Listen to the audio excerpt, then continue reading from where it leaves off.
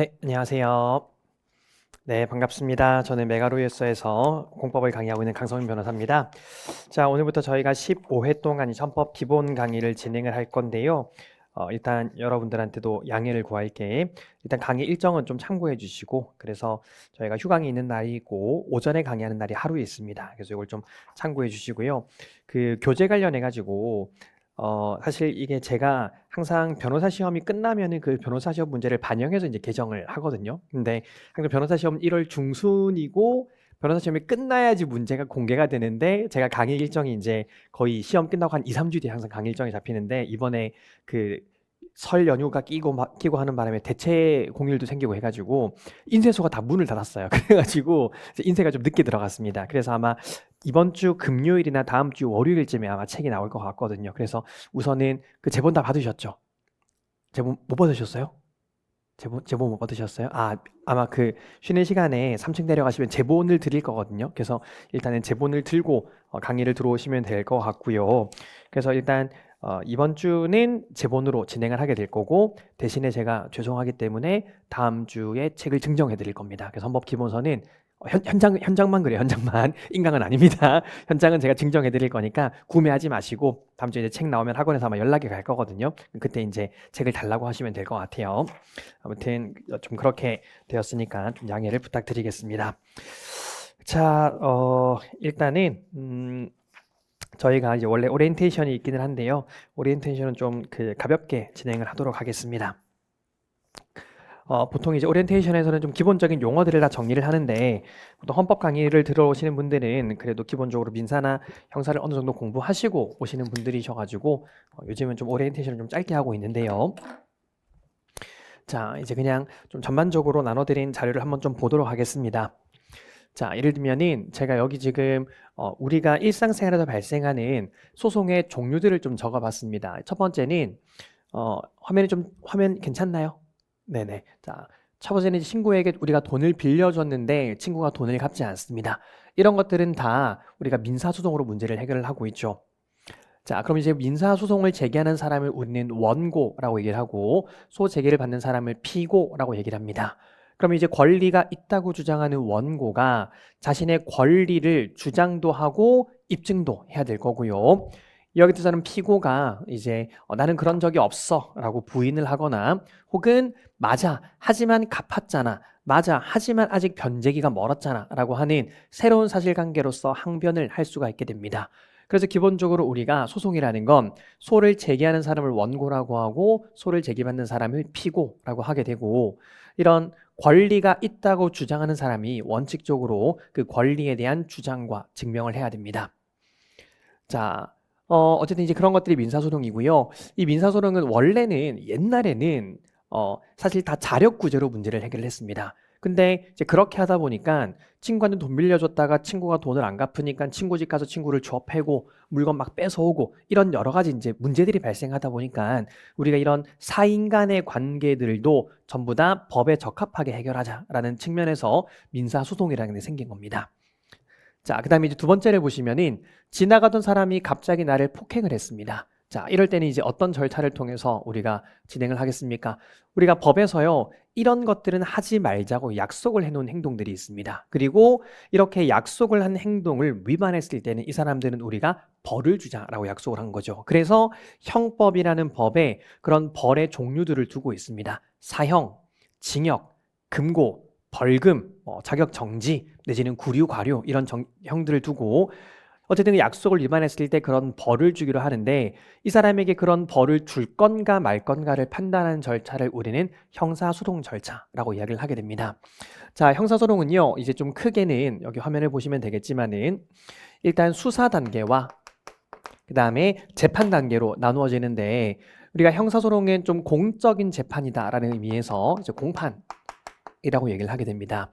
자, 수사는 크게 또 경찰과 검찰 단계가 있습니다. 자, 일단은 누군가에 의해서 고소, 고발을 당하거나 혹은 정식으로 경찰이 수사를 진행을 하게 되면은 범죄 혐의가 있다고 의심받는 사람을 우리는 피의자라고 부릅니다.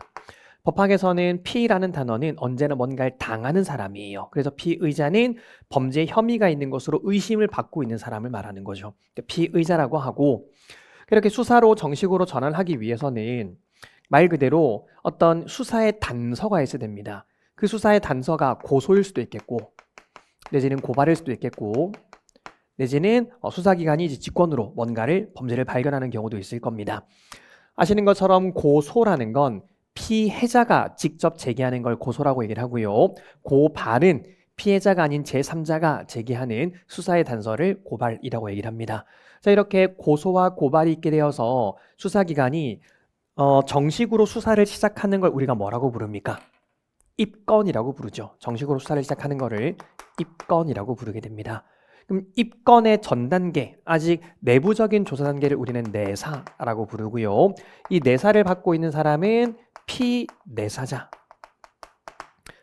부르게 됩니다. 자, 그래서 어쨌든 내사를 하고 있다가 피내사자인 상태에서 경찰이 정식으로 입건을 하게 되면은 수사가 시작되는 거고, 그 사람의 지위는 피의자라는 이름으로 바뀌게 되는 거고요.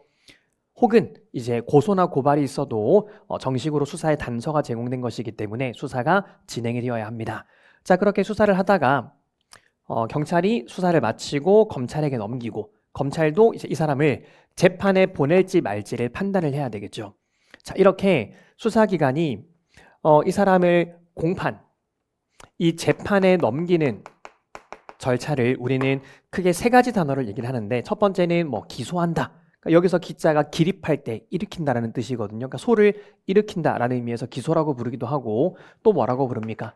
이건 공적인 소를 제기하는 거기 때문에 공소를 제기한다라는 표현을 쓰기도 하고, 내지는 형사 소추를 제기한다라는 표현을 쓰기도 합니다. 그래서 소추, 공소제기, 기소 다 같은 말이라고 보시면 될 것 같고, 이렇게 되면은 이제는 공판 절차로 넘어가는 것이기 때문에 그때 이제 이 사람의 지위는 이름이 바뀌게 됩니다. 피고인이라는 이름을 쓰게 됩니다. 그래서 내사 단계에서는 피내사자라고 불렀다가, 수사 단계에서는 피의자라고 불렀다가, 이제 공판 단계로 넘어오게 되면은 피고인이라고 부르게 되는 거죠. 자, 어쨌든 근데 수사기관에 수사를 해봤는데 굳이 얘를 기소를 할 필요가 없는 것 같아. 예를 들면 혐의가 없다거나 증거가 불충분하다거나, 내지는 그 사이에 사망을 하는 바람에 공소권이 없어지는 경우도 있습니다. 이제 그럴 때는 공판에 넘기지 않는 불기소 결정을 하게 되는데, 자, 근데 이 불기소 결정 중에 죄가 있지만 너무 경미해서 봐주는 불기소 결정이 있습니다. 그걸 우리는 기소유예라고 얘기를 합니다. 그러니까 기소유예라는 건 실제로 재판에 넘어가진 않지만 나에게 불리한 수사 기록으로 남아 있습니다. 그래서 기소유예를 받은 사람은 좀 억울할 수 있습니다. 재판까지 가진 않았지만 어쨌든 죄가 인정된 꼴이기 때문에. 그래서 나중에 배우시겠지만 여러분들이 형사소송법에서 배우시는 것들은 이제 이런 겁니다. 예를 들면 내가 누군가에 의해서 범죄 피해를 당해서 고소했어요.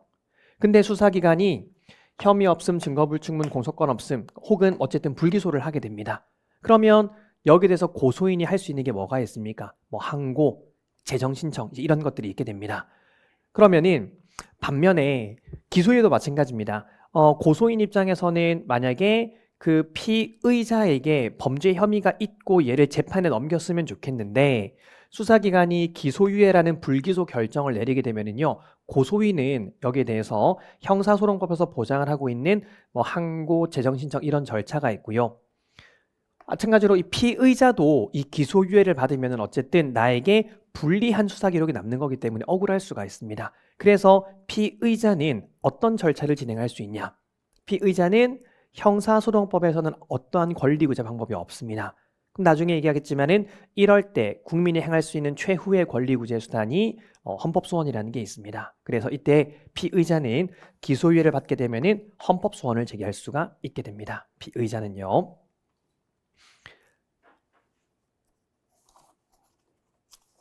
자, 그리고 이런 소송을 돕는 사람의 이름도 우리는 좀 달리 쓰는데, 자, 형사재판에서, 그리고 이제 그 외에 뭐 예를 들면 민사재판 등에서